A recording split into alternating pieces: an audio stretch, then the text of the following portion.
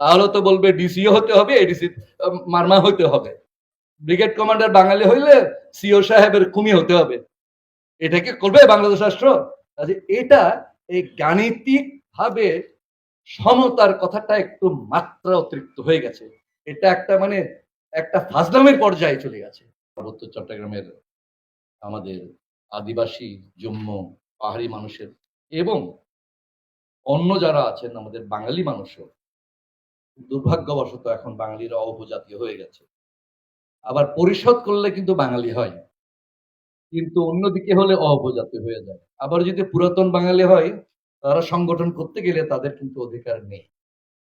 As if পার্বত্য চট্টগ্রামে প্রেক্ষিত অনুসারে মাত্র কয়েক জাতির বাঙালি আছে আর কয়েক প্রজাতির অপজাতীয় আছে।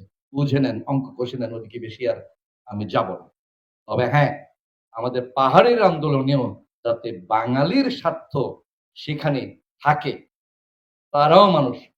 তবে পার্বত্য চট্টগ্রামের বাঙালি ৬১ জেলার বাঙালিকে আলাদা করে একটি আলাদা জাতি নয়, এভাবে দেখা যাবে না, যাওয়াটা ঠিক না। কাজেই পার্বত্যের বাঙালিকে তাহলে তাকে বাঙালি না বলে একটা নতুন আদিবাসী জাতির নাম দিয়ে দিতে হবে।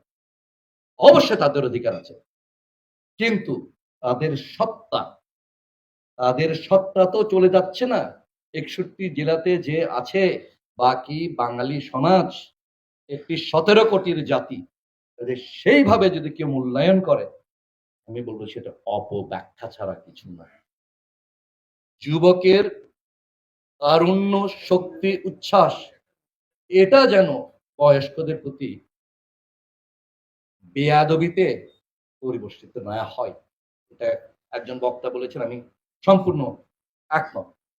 এই সংখ্যালঘুরা বিভিন্নভাবে বিভিন্ন ধরনের বৈষম্যের শিকার, এবং আমাদের সেতু বন্ধন করতে হবে কিভাবে, এটা আমার একটা আমার আবেদন আজকের আমাদের বিশেষ করে এখানে পাহাড়ি ছাত্র যুবকের কাছে, যে আমরা বাঙালিদের সাথেও আমরা চেষ্টা করব।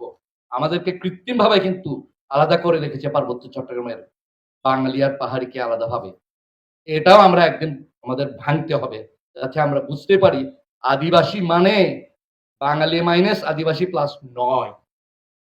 এই যে গাণিতিকভাবে গাণিতিকভাবে যে আমাদের যে অঙ্ক করা হচ্ছে যে জেলা পরিষদে ভাইস চেয়ার লাগবে বাঙালি, ভূমি কমিশনে বেশি আদিবাসী আধিপত্য হয়ে গেছে, এখানে বাঙালি সদস্য ঢুকাতে হবে। এটা গাণিতিক ভাবে কি হয় এভাবে যে 50-50? তাহলে পার্বত্য 2022-এর সেন্সাস কিন্তু যেটা আদিবাসী বা তথাকথিত ক্ষুদ্র নিগোষ্ঠী চাইতে যে উপজাতীয় বা বাঙালি বিষয়ে গেছে আমি মনে করি না, কারণ এখানে সিকিউরিটি ফোর্সরা তাদের গুণা হয়। তবে যাই হোক না, 50-50-র কাছাকাছি সারা পার্বত্য চট্টগ্রামে, বান্দরবানে হয়তো বাঙালি বেশি হয়ে গেছে জেলায়, আই ডোন্ট নো, পসিবল। তাহলে কি আমরা কি এখন জেলা পরিষদের কি আসনগুলো পুনর্বন্টন করে কি 50% প্লাস বান্দরবানে আমরা বাঙালির সদস্য করে দেব? তো আমরা 51 সালে 90% বেশি এখানে পাহাড়ি ছিল, 10%। তো 2025 2035-40-এর মধ্যে তো এমন হতে পারে যে বাঙালি 70%, পাহাড়ি 30%। তাহলে কি পুনর্বিভাজন করে জেলা পরিষদের আসনগুলো আবার কি পুনর্বন্টন করবো? তাহলে কি গুনবো, তাহলে কি এটাও অঙ্কে আনবো? পার্বত্য জেলার প্রত্যেকটা মেয়র, যেটা প্রাক্তন মেয়র ছিল, প্রত্যেকজনই বাঙালি, একটাও পাহাড়ি ছিল না। তাহলে ওখানেও কি একটা সৃষ্টি করতে হবে পাহাড়ি ভাইস মেয়র নাকি? এটা তো এন্ডলেস।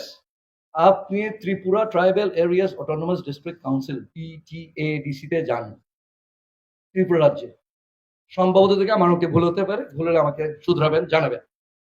পসিবলি একটা নন ট্রাইবাল সিট আছে মাত্র 30-এর অধিক আসনে।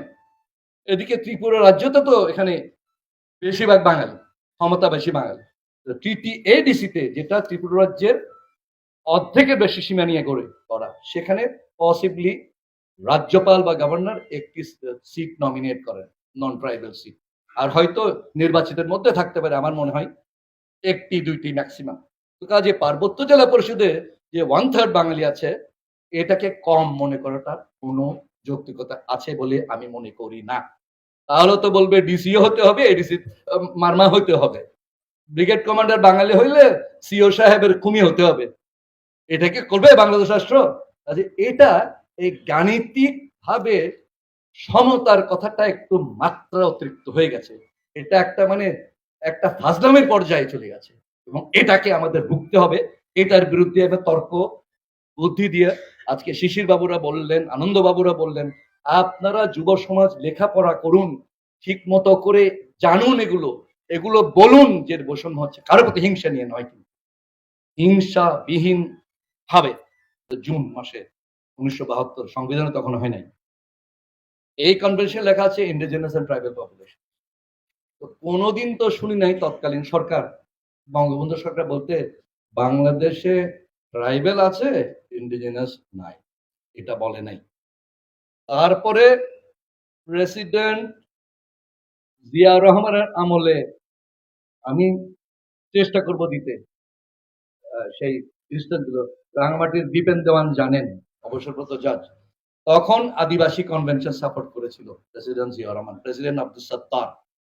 তারপরে প্রেসিডেন্ট এরশাদের আমলে বাংলাদেশ সরকার জাতিসংঘকে লিখেছিল যে কর্ণফুলী নদীর তীরে আদিকাল থেকে কিছু আদিবাসী বসবাস করে আসছে। বাংলাদেশ সরকার বলেছে আদিবাসী কোনো অ্যাক্টিভিস্ট না। তখন থেকে সরকার প্রধান অনেকেই করেছেন শব্দ আদিবাসী শব্দ, ফখরুদ্দিন আহমেদ করেছেন, বেগম খালেদা জিয়া করেছেন, শেখ হাসিনা করেছেন। তারপরে পরে গিয়ে সব পাল্টিয়ে যায়, আদিবাসীর প্রতি তাদের কি যেন একটা অ্যালার্জি হয়ে যায়। যাই হোক, আমি এখন শেষের দিকে যাচ্ছি যে আমরা এই বাঙালি জাতীয়তাবাদের কথা কিন্তু আমরা বলেছি যে আমরা এটা মানতে পারি না। আমরা এম এন লারমার কথা বলেছি। এখন এই পার্বত্য চট্টগ্রামে এই যে আমাদের বৈষম্য, পাহাড়ি বাঙালি, এখানে কাজে আমাদের একটু দেখতে হবে যে কিভাবে আমাদের পাহাড়ি আর বাঙালিদেরকে আলাদাভাবে রাখছে, একজনকে একজনের শত্রু বানাচ্ছে। কাজেই এইগুলোতে আমাদের মনে রাখতে হবে যে বাঙালিদের কথা বলছি, পার্বত্য জেলার বাঙালি কি সব একই বাঙালি? 1818 সালে আমার পূর্বপুরুষের আমন্ত্রণে রাঙ্গুনিয়া থেকে মুসলমান বাঙালি কৃষক কিছু এসছে। তখন পাহাড়িরা আমরা জুম চাষ ছাড়া হাল চাষ করতে চাইতাম না, তারা চাষবাস করত। তাদের ব্যাপারে কি কোনো কোটা আছে? আমি তো মনে করি থাকা উচিত। কেন থাকবে না? তাদের বংশধররা যে পার্বত্য চট্টগ্রামে যে এখানে যে ধান চাষের কালচারটা যে করেছে, তাদের প্রতি আমাদের কৃতজ্ঞ। সব কি তারপরে ব্যবসায়ী বাঙালি আছে, কৃষক, অনেক ধরনের বাঙালি আছে। কিন্তু এখন বলতে গেলে মনে হয় বাঙালি শুধু অন্য জেলা থেকে যাদেরকে নিয়ে আসে তারাই শুধু বাঙালি, বাকিরা হচ্ছে উপজাতি। এটা একটু খেয়াল করবেন। এটা কিন্তু ঠিক না, এটা আমাদের